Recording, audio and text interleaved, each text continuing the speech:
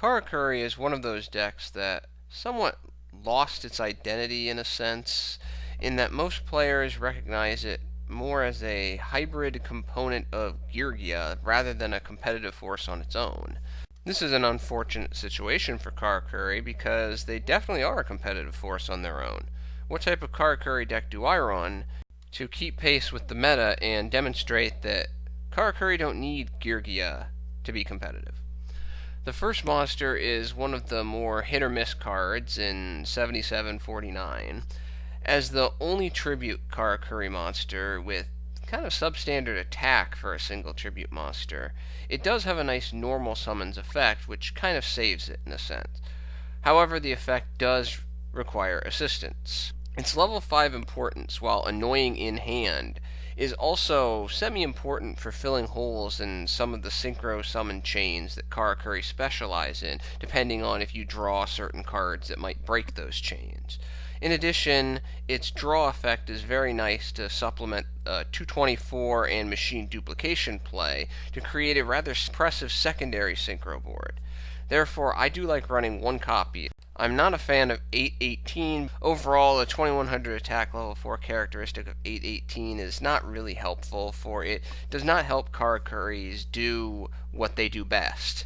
It does not help them a lot in those synchro chains. 6318 is one of the worst Karakuri monsters because its effect is of limited value, and actually, due to the anti-destruction nature of some of the better Karakuri monsters, its triggering effectiveness is also limited. In contrast to 6318, 919 is an excellent card for Karakuri, for as a level 4 non-tuner, it can play a critical role in extending synchro chains, as well as its effect, allowing it to initiate synchro chains during your main phase too. That's really what separates 919 from 818 and 6318. Finally, one of the two Karakuri restrictions, switching its position when attacked, heavily limits the battle damage absorbed by 919 when the opponent attacks over it. I run 3 copies as my principal level 4 non-tuner. 236 is another debatable monster, as some like it and some do not like it. Not surprisingly, as a defender of Battle Searchers, I'm in the former camp. Once again, the position switching effect limits the damage you receive, and for the most part, most players are going to roll their eyes to the prospect of removing this card via card effect, unless they have the capacity to end the duel on that turn. The search aspect can change the entire fortune of the duel, because unlike most searchers, 236 only has a level limit to what it can get, rather than an attack or defense limit. Overall, it can get anything from the deck that's not 7749, and you really don't want to get 7749 from the deck. I run 2 copies. Closing out the level 4 monsters, 313 is a nice monster for certain situations, especially for going for those big damage combinations, and again, patching the holes when you draw suboptimally to get your big synchro chains. However, it is really a horrible card to have in hand. Therefore, I like only running 1 because the searching capacity of Karakuri frequently allows you to get it on the field with relative ease at the right time. 339 is the GOAT of the level 3 Karakuri monsters, in my opinion, for while it has a nice flip effect in that it sends a monster to the graveyard rather than destroys the monster, being a flip effect heavily slows down the Karakuri synchro chain engine, hurting the overall deck. Also, with almost no effective way of getting 339 face down except setting it from the hand, the usefulness of this card is further limited. If it had a flip itself face down effect, that would increase its effectiveness much more, but it doesn't. 248 is another debatable monster with regards to how many copies to run. I imagine I'm in the minority in that I only run 2 copies. The number of copies of 248 is typically dictated by the general Karakuri strategy. Some individuals run an OTK or bust version of Karakuri, which demand running as many level 3 tuners as possible, thus 3 copies of 248. This build is more balanced in an attempt to have different levels of flexibility to respond to a given situation. With only 500 attack point, 248 does have limited ability to kill most monsters despite its position switching effect. Thus, it's not a card that I want in my hand for this type of build. However, one nice thing about 248 is that it has the ability by itself to run over Rafelsia.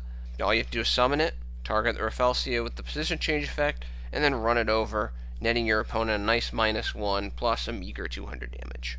224 is the best Karakuri monster in the deck due to its tuner characteristic and the second normal summons it provides. I don't think there'll ever be a time where you don't run 3 of these in a Karakuri deck. I like running 3 copies of 177 as the principal means of going into Naturia Beast in combination with 224 or 248, but mostly 224 because of that extra normal summons. Its normal summon searching effect is also nice, helping to thin the deck, allowing faster access to key cards. Usually a normal summons of 177 will typically lead to a 2-card deck thin through the acquisition of cash, and then whatever you search off cash.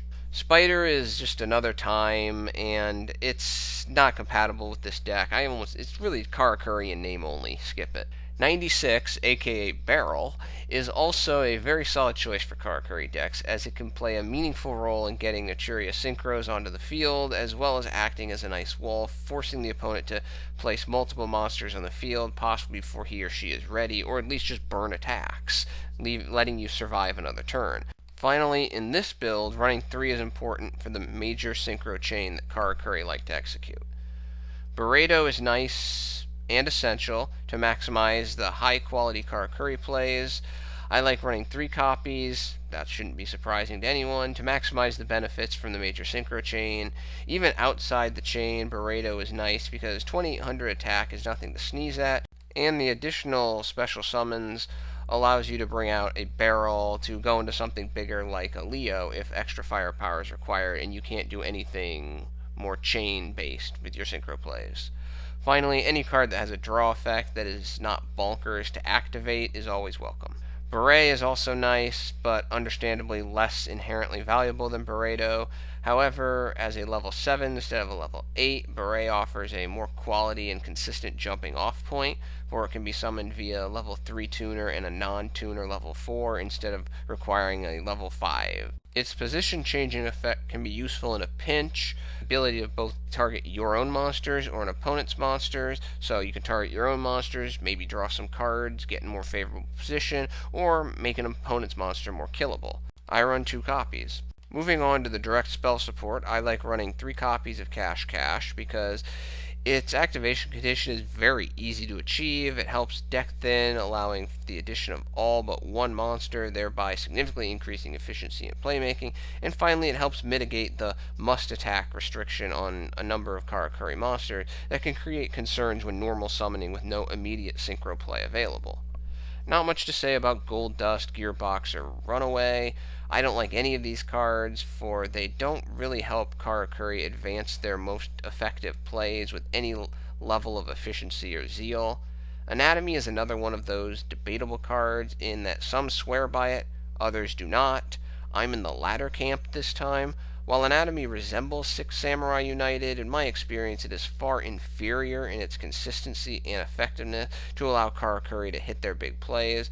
Others may have more success with it. The major problem with Showdown Castle is that its special summons effect does not include 224, which significantly limits its usefulness. Also, the position changing effect is really not that useful because most of the good Karakuri monsters don't have high attack power, so they won't do a lot of attacking, and the synchros tend not to need this position switching effect, and Burei has one of his own. Both Trick House and Clock are unimpressive traps that have better, more generic and consistent substitutes if you want to go the trap route. Cash Shed was useful back in the day, but with the meta having switched from spell trap effect driven to more monster effect driven, its usefulness has somewhat played out.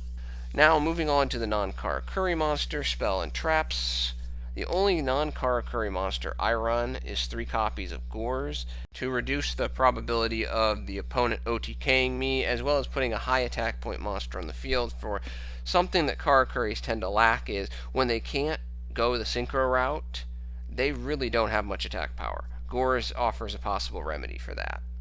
Gorz is also another possible answer to the Monarch's Dominion lock, because you can put it on the field, get your token will have the exact same amount of attack as hopefully the tributed Monarch, and then you crash the token into that Tributed Monarch, breaking the lock. For the remaining spells, I run 1 copy of Raigeki, 1 copy of Soul Charge, and 1 copy of the Machine deck staple Limiter Removal. The Solemn family can be a pain in the neck for this deck, as well as cards like Fiendish Chain, Breakthrough Skill for those who still run them, so I run 3 copies of Twin Twister to neutralize opponent back row. The rest of the spells are more geared towards increasing the probability of hitting your major synchro plays. 3 copies of Double Summon, 2 copies of Transmodify, which works beautifully in this deck, 2 copies of Machine Duplication. 3 tends to get a little cloggy because realistically 224 is still the only superb target for that, although Barrel is not bad either. 2 copies of De-Synchro. Normally I'm not a supporter of De-Synchro, but this is one of the 3 decks where I think it actually works well. Finally, 1 copy of One Day of Peace to aid the chain and ward off OTKs, because in my opinion, when you have a very combo-oriented deck, One Day of Peace is really kind of your best friend. Because if you don't have your combo, you can play it, get 2 more cards, the card off one day, and card off your next draw phase, and try to get your combo again. My version of this build obviously doesn't run any traps. Some may argue that the 3 cash should be removed for 3 trap staple, but in my opinion the deck runs better with the caches. Another option might be 3 copies of Reject Reborn, but in some basic testing I've seen the problem with Reject Reborn in the fact that Karakuri don't make 1 synchro play. They basically cut their extra deck in half when they really go in. And while Reborn gets you that synchro back, there's a lot of times you don't really have anything to do with it because the synchros play off each other. But it is a possible secondary option. The extra deck for Karakuri is important largely for dictating what type of field the opponent will have to manage. Other than the 5 Karakuri synchro monsters, I run the Naturia Triumvirate in 1 Naturia Beast, 1 Naturia Barkion, and 1 Naturia Landoise. I run 1 Leo, Keeper of the Sacred Tree, for additional attack power and field control. People tend to forget that Leo kind of is mini kryptonite for Cosmo decks. I run 1 Trishula, Dragon of the Ice Barrier. Trish is almost always good, but with an actual reason to play De-Synchro, Trish in this deck can be devastating. 1 Black Rose Dragon, easy to make, board clearance when needed. Finally, for the XZs, I run 1 number 42 Galaxy Tomahawk, 1 Red Eyes Flare Metal Dragon, 1 Divine Dragon Knight Felgrand, and 1 Sky Cavalry. For this particular deck build, the big synchro chain that I foreshadowed involves the utilization of Galaxy Tomahawk. You synchro summon 2 Burei, rather easy to do with all of the associated spell cards, 224's extra normal summons effect, Burei's special summoning effect. So once you get those 2 Bureis, you bring out a barrel with the special summoning effect from the second Burei, and you XZ the 2 Bureis into a Galaxy Tomahawk. Use Tomahawk's effect, summon 3 level 6 tokens, then use barrel and 1 token to synchro summon a Bureido, bring out another barrel, make another Bureido until you have 3 Bureido, and then with the last Bureido you special summon 248, use its effect to change its own position, triggering the draw effect of all 3 Bureidos. Thus you draw 3 cards. Then using the Bureidos or going into Felgrand, clear most if not all of your opponent's monster threats. Later, depending on what you have in your hand for main phase 2, if you have a double summons and a 177 for example, which is possible due to all the deck thinning that you'll be doing and the drawing you'll be doing, you can bring out the 177, combine it with the 248 to make a Naturia Beast as well. Note that due to Tomahawk's effect, this chain typically won't produce an OTK because you won't be able to inflict damage after you use it, but you will have 2 2600 attack point Bureis and a 400 attack point barrel before you have to go into Tomahawk, because you can make your big play during your main phase 2, so you can do some damage. Overall, Karakuri is one of those archetypes that has never been bad, just forgotten or lumped in as a tag-along to Yugioh. Some may reject it, claiming that it's a one-trick pony of sorts, which is true in a sense. However, one-trick pony or not, Karakuri is a dangerous deck against almost all comers when it has access to its extra deck. Well, that is my Karakuri deck. Thank you for your attention and your time. I'm out.